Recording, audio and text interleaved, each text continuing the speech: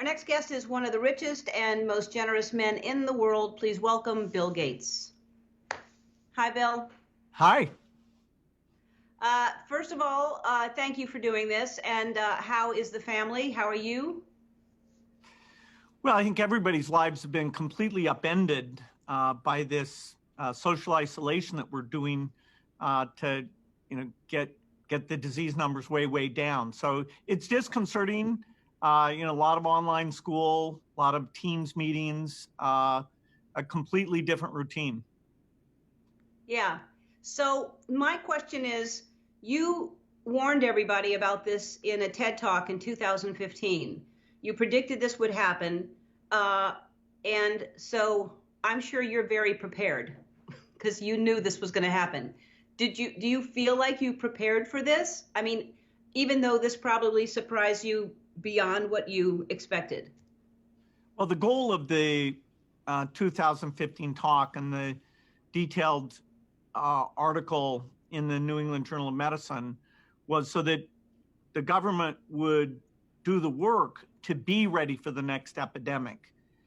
And that would have meant that we would have had diagnostics very quickly, drugs very quickly, and even a vaccine, all of those things dramatically faster than what we're going through here. Over the last 5 years, the foundation and others did make investments in things like a coalition called CEPI that will help get the vaccine out faster than would have otherwise been the case. But only about 5% of what should have been done to get ready for this, because this is even, worse than war. And yet the amount that was put into it, the amount we practiced and had, the ability to make these tools, virtually nothing was done. And so are you saying, and I don't want to get political about this, obviously this administration is blaming the last administration, saying they didn't have anything. Did anyone listen to you? Was there something, and then it was then then everybody abandoned it, or what happened exactly? Well, it's hard to know how much to spend on something that you can't really compute the probability in any particular year that it's going to come. Fire, war, earthquakes.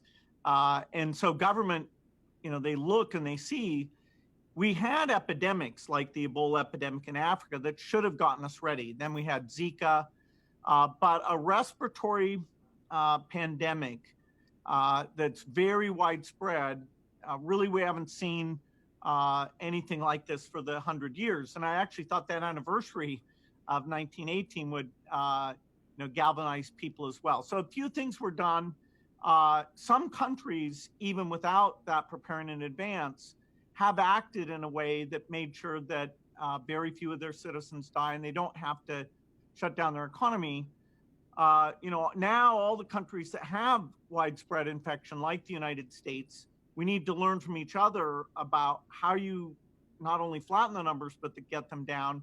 And then, with luck, in early June, if the whole country does a better job of shutting down and we get prioritization of the testing that's going on, what policies should we have? Because until we get almost everybody vaccinated globally, we still won't be fully back to normal. We want to go, and manufacture and do construction and go to school, but there will be things like big public events where the risk will outweigh the risk of a disease rebound. So you just said June, but we aren't going to have any vaccines for probably a year. So I can't even imagine going out to a crowded restaurant or anything in June or July if we don't have vaccines. How do you see us acclimating back into a normal life when we don't have the cure for this? Well, your point's a very good one, which is even if we're doing the right things, where we've fixed the testing problems, we're making sure people are strict about quarantine, we're doing really good contact tracing. And so the government is able to encourage some type of activities to resume. Even so, the populace has been thinking about this infectious disease enough that people will be reluctant, even they say, okay, it's fine to send your kids to school. I hope we have enough proof that everybody will feel like they go along with that. Or if you want to reopen a factory, do enough workers show up that you can really engage in that activity. Some things like restaurants will probably have more spacing and the demand will be reduced because what we've all gone through here.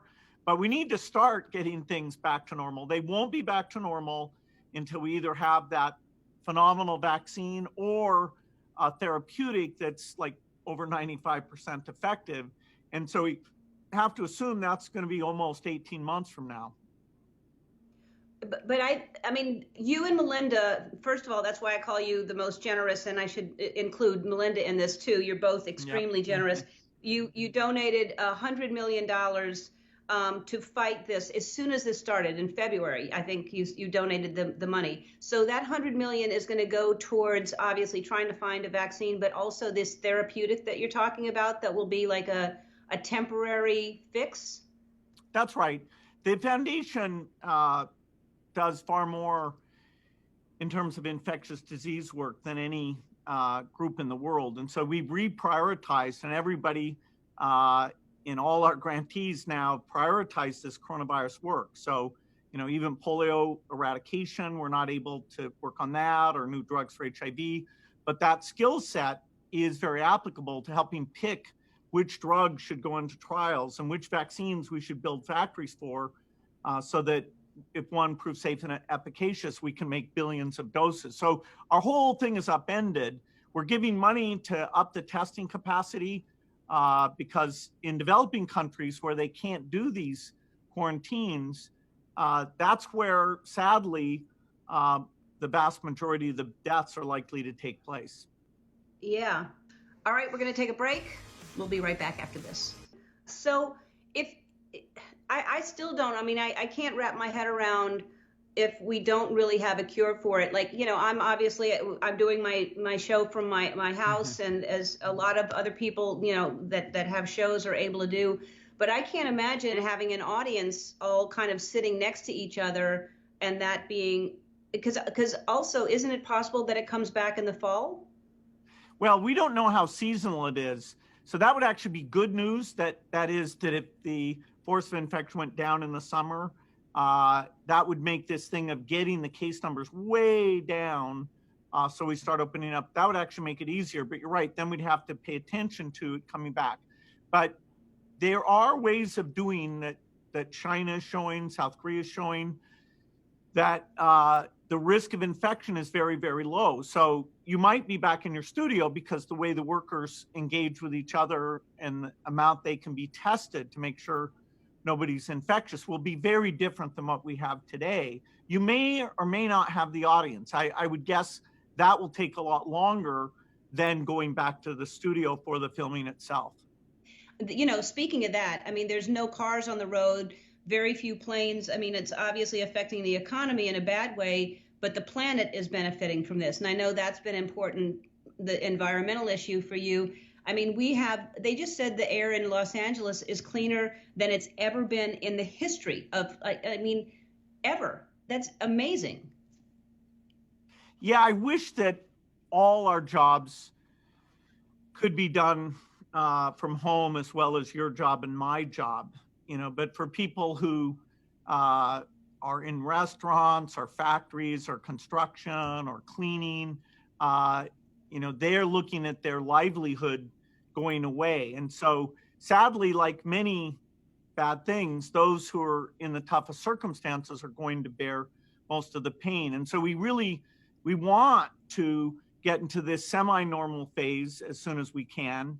And then the vaccine is the thing that will change things. And that's why, really figuring out how do we make sure it's safe, because that when you give it to 7 billion healthy people, that's super important. So the challenge we put to scientists at the foundation and many, many places who are working night and day on this is very high. And, although the best case is actually shorter than 18 months, we don't want to create a lot of expectations because we really aren't quite sure. So people like Fauci and myself are giving that as kind of the likely date. It could be better, it could be worse. So 18 months, and the economy is already, as you mentioned, I mean, it's heartbreaking what's happening to people out there that were already living paycheck to paycheck and now don't know when they're going to get paid again. And it's a strain on unemployment. Everyone's, it's an issue for everyone. So how does the economy bounce back from something like this? Do you have faith that it will, or how long do you think it's going to take? Well, it won't go back to normal in some very rapid fashion, because not only do we have these factories shut down and all these activities have ceased, even as we start them back up, people will still be a bit leery about going out, and they will have seen their investments and their job security greatly reduced. So the strong economy we had will take several years before that comes back. The good thing about the economy is that eventually it will come back. The medical price that will be paid by countries all over the world, that's a lot of deaths that will simply never be able to reverse that at all. And here's a question that I don't know if you can answer, but I was talking to Pink, who, of course, had COVID-19, and her 3-year-old baby, who is now 2 days fever-free. So he's getting better, and she's feeling much better. But she's super healthy, and yet she gets it. And in the beginning, it was only older people that were vulnerable, or people with pre-existing conditions, and then it's babies and people that are healthy, and then she gets it, and she's in the same house with her husband and her daughter. They don't get it. And so how is it so, and she never had fever. She didn't have the same symptoms that everybody, she never once had fever. So it's all over the place. How is this happening to really healthy people?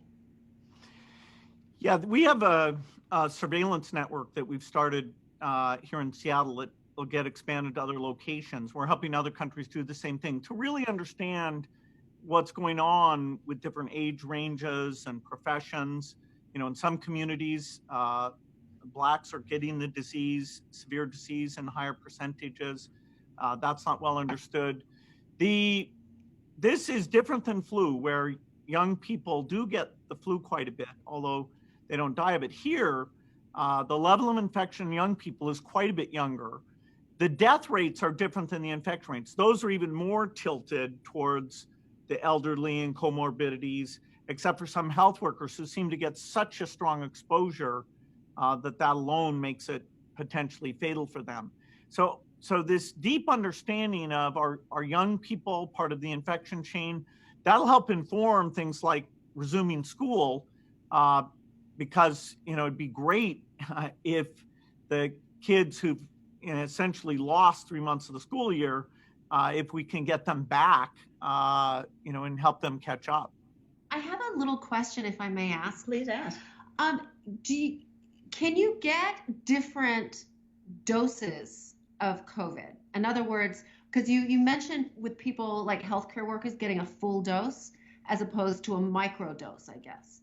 And do you think that's the reason that the disease is presenting symptoms in different ways?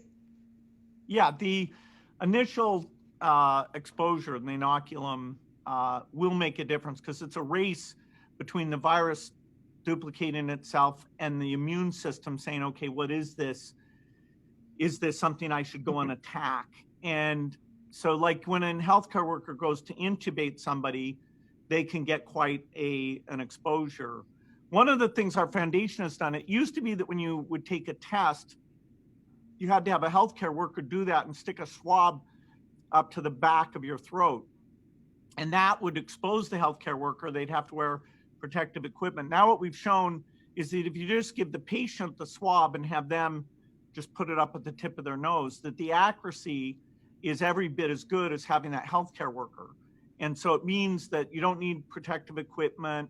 You can actually send a test to somebody's home.